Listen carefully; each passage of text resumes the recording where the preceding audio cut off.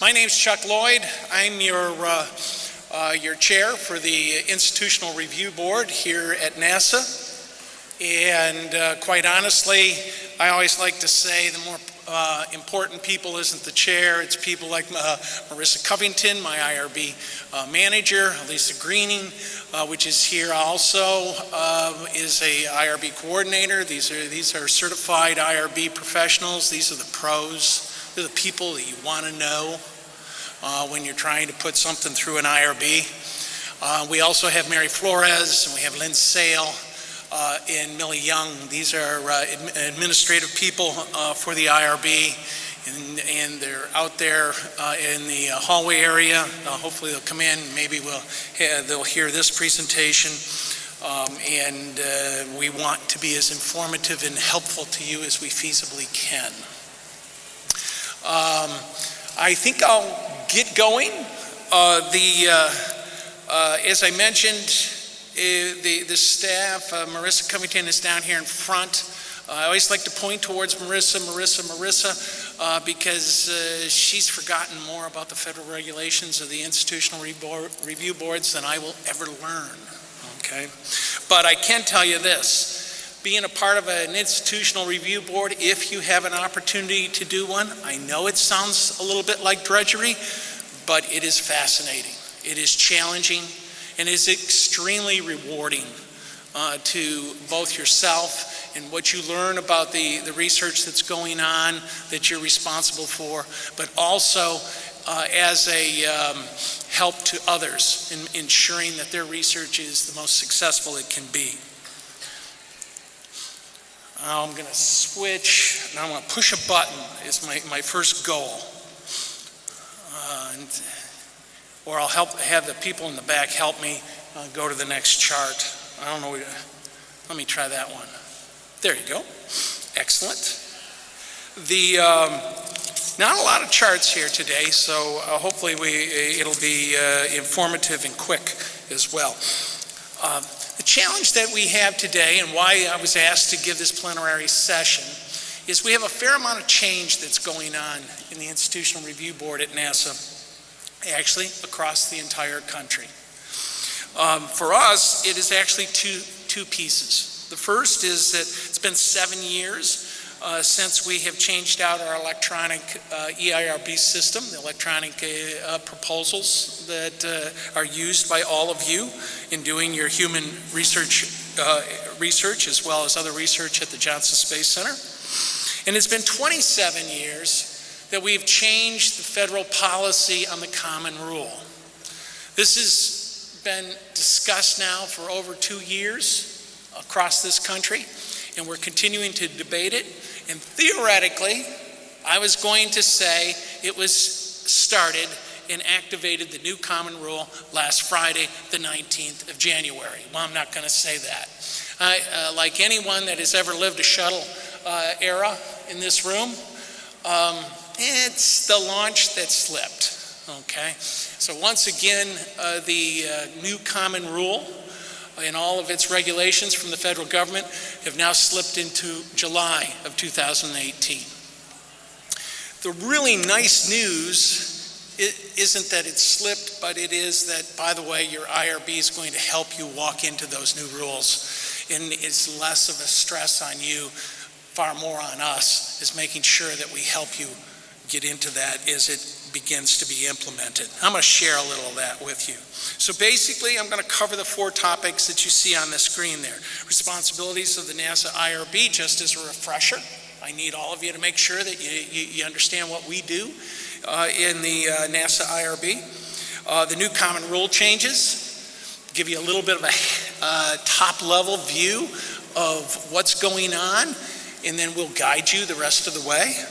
The new EIRB system and implementation, that is probably your most challenge that you will run into with our IRB, because we need to get all your proposals in this new system.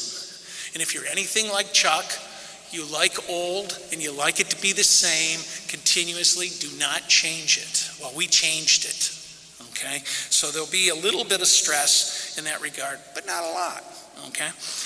And then finally, and the most good news is that we have an EIRB help desk, and you're going to be able to experience a little bit of that while you're here. So that's what I'm going to be talking about.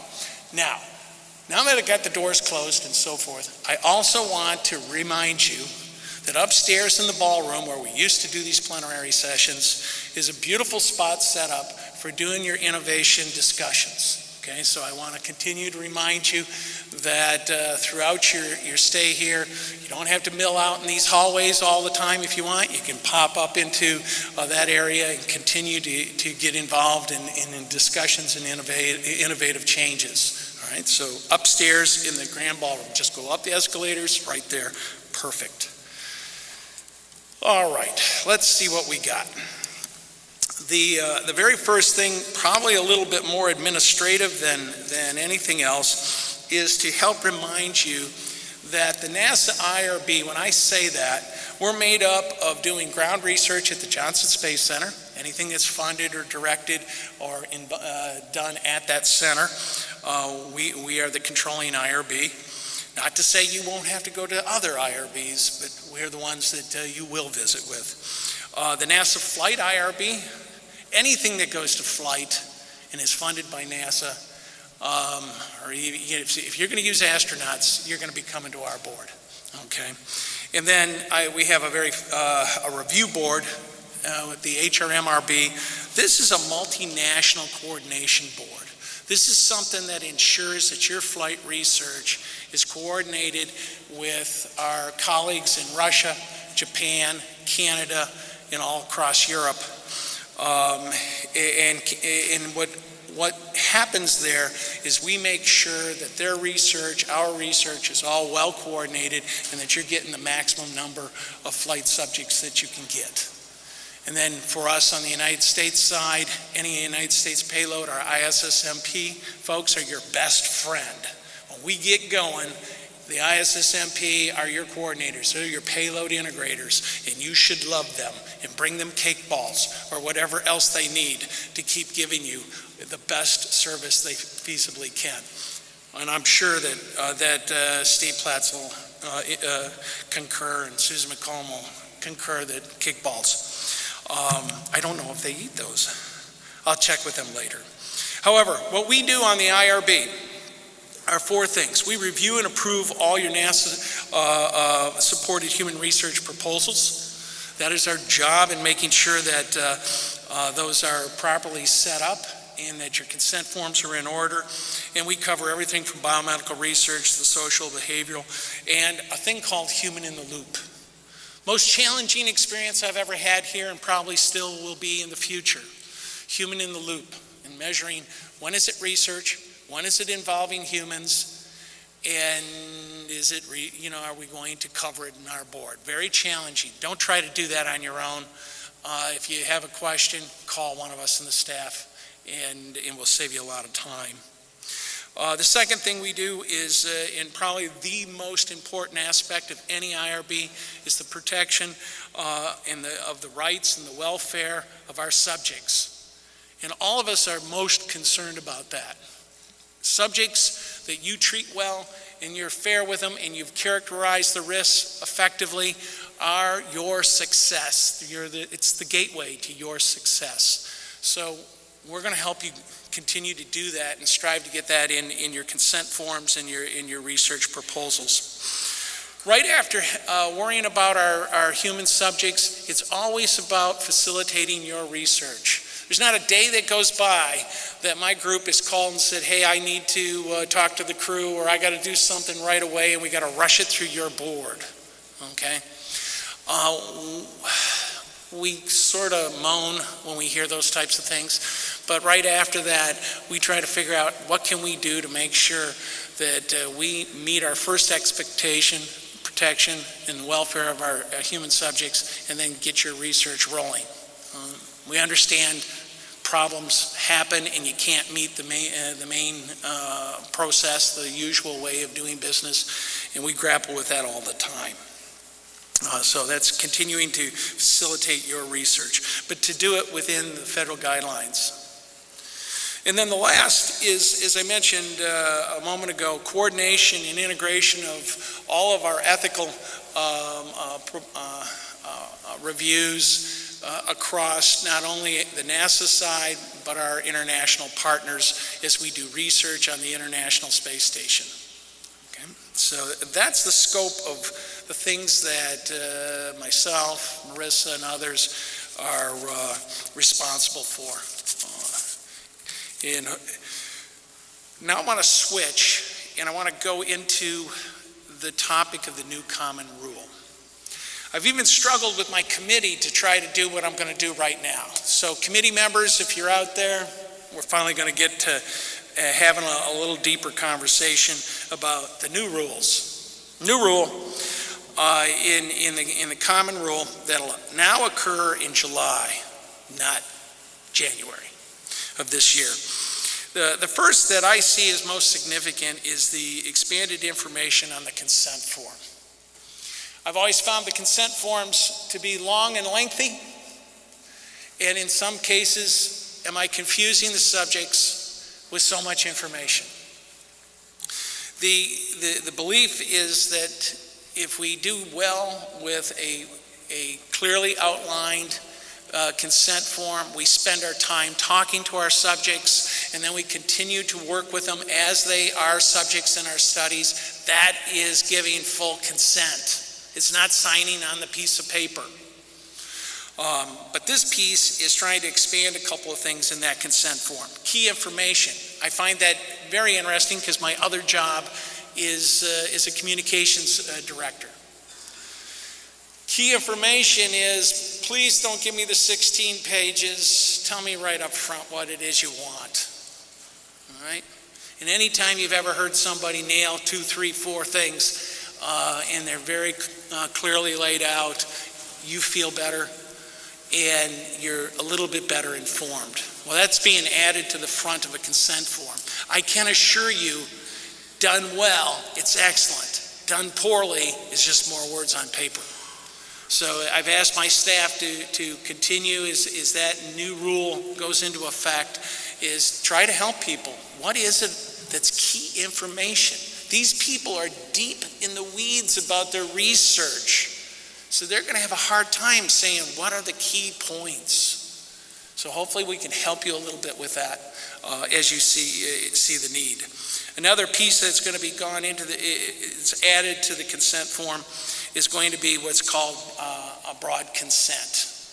And we're going to be implementing it as a checkbox, and it turns on something if you seek to have a broad consent. Broad consent is basically saying, I'd like to have you join the research, and samples and biospecimens that we have post the primary experiment we would like to archive and keep and utilize for future experiments. Okay, that's broad consent. Helps without having to redo the consent forms as we do today. All right, so that'll be a feature. And then the last is on biospecimens, in how to explaining to the subjects what are we doing with these specimens, both identifiable or unidentifiable, and how they're going to be maintained. The next step is, of course, changes in the exempt and expedited criteria. Right now, some of you have had the privilege of missing the main board, the monthly boards, and being told that we're going to expedite you. We're going to do you out of board. We're going to review your process. We'll have 1 or 2 of the committee members look over things, and then we're going to accept you and move you on. Exempt is, of course, probably the most exciting moment a researcher might have. That doesn't happen too often. But there are changes in both those criteria on the federal level for exempt and expedited. They will be identified. You don't actually have to worry about them because the IRB is going to characterize that for you. All right. The overall goal is to make it a little bit easier on you and less burden for coming into the full board. The third item on there is removes requirements for conducting a continuing review. If I ever had to pick something that is fairly controversial, it would be this one. There are aspects of doing research, I say, thank goodness I don't have to go back to the IRB. Yeah, that's good news. It also could be bad news. The one thing I've seen with a lot of things that when you don't have a burden to come back and be reviewed by an outside committee, you let things lapse a little bit. Things may not get properly updated as well. And of course, from us, from the IRB, we don't know when you finish, okay? You know, what happens. So we're still trying to debate on how we will institute that. There are privileges for any of the IRBs to interpret that rule and execute it as we see fit, and we're not ready for that yet. Broad consent, I mentioned a little bit ago about the word changes in the consent form. That's how we're implementing. You can actually have broad consent that is done separately, okay, on a separate consent form. And then finally, the single IRB implementation. I know we've all experienced this one. I got to go to my home institution, then I got to go to where I'm doing the research, and I might have to do another board, and et cetera, and I have to maintain the data that is flowing to each of those boards and making sure that it's consistent. And we have all kinds of case reports where mistakes can be made in that regard. Single IRB is coming. Single IRB actually could be done today with the federal government and NASA as a federal organization. It's making sure we have the proper instruments, the paperwork, that from our legal side they fully recognize and understand for us to use. There's one agreement that goes across a federal agency to another federal agency. However, most of our interfaces are not federal to federal. They're federal to state or other institutions.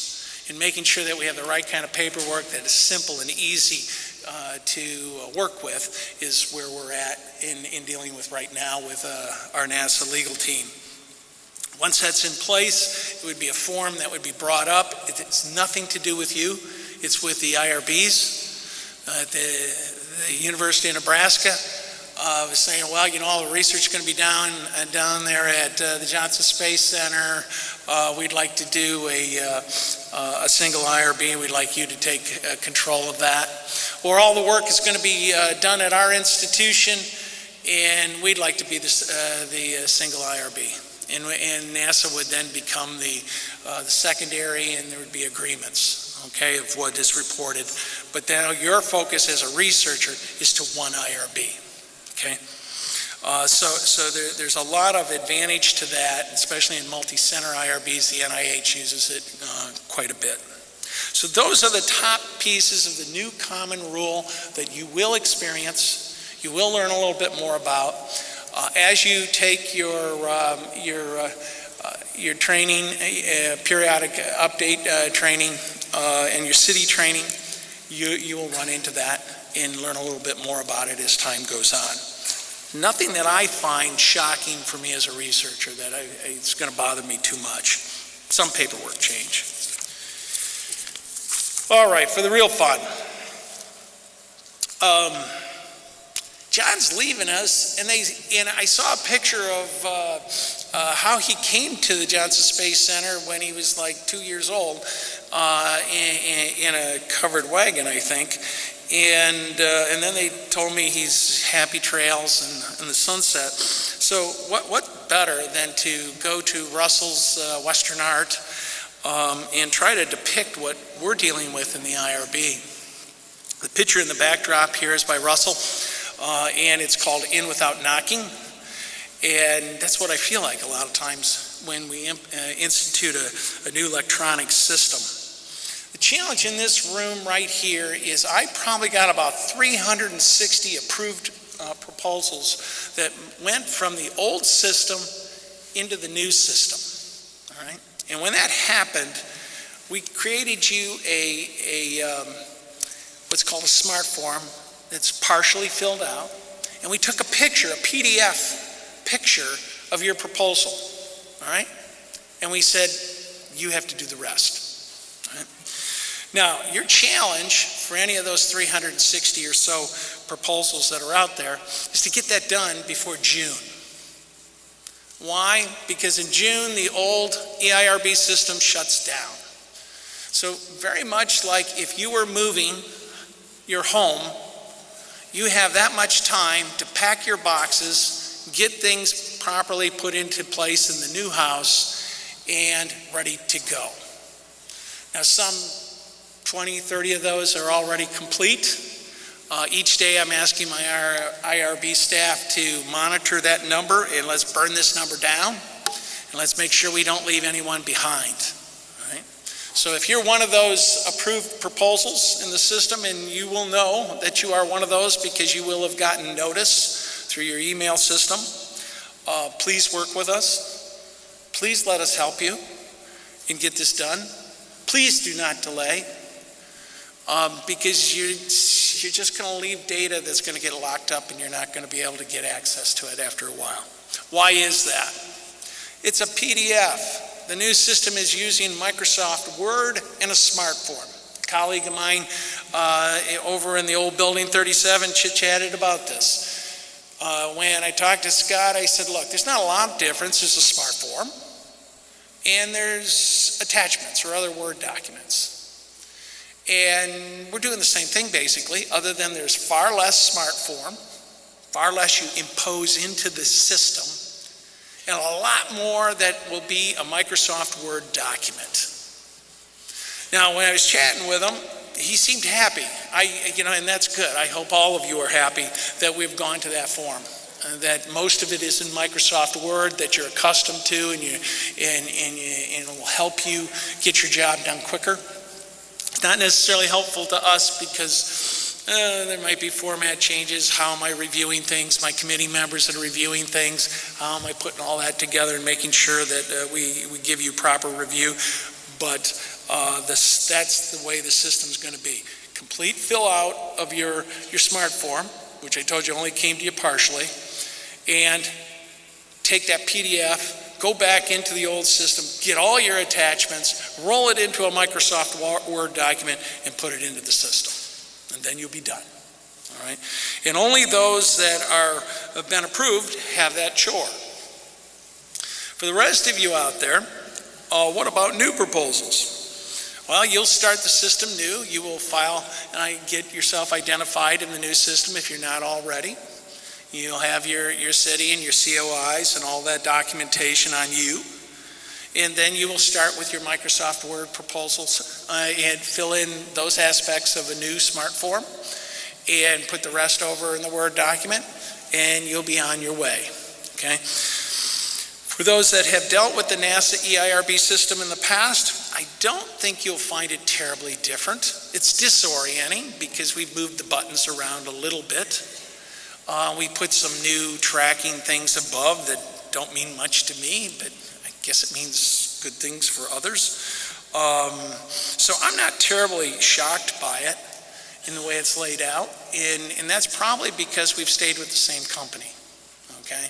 So the systems pretty much operate the same.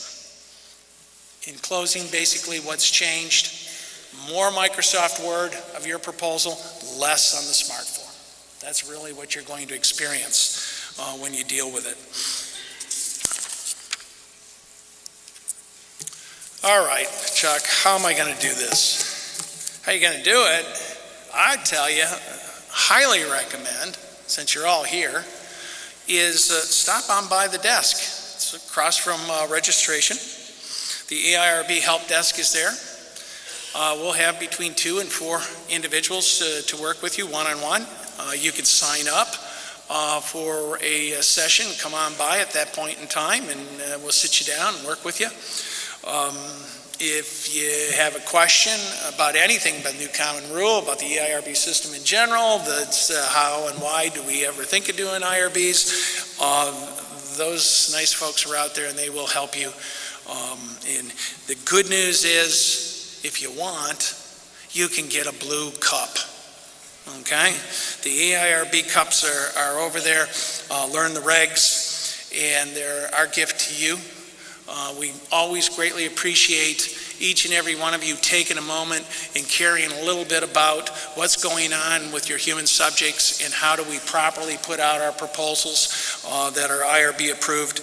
And our staff is there willing and wanting to work with you today. And I think this week. I think we open everything as soon as I get done talking here. So it'll all start and get going, okay? And that is the conclusion of my remarks. I now yield the floor back to you, Jenna.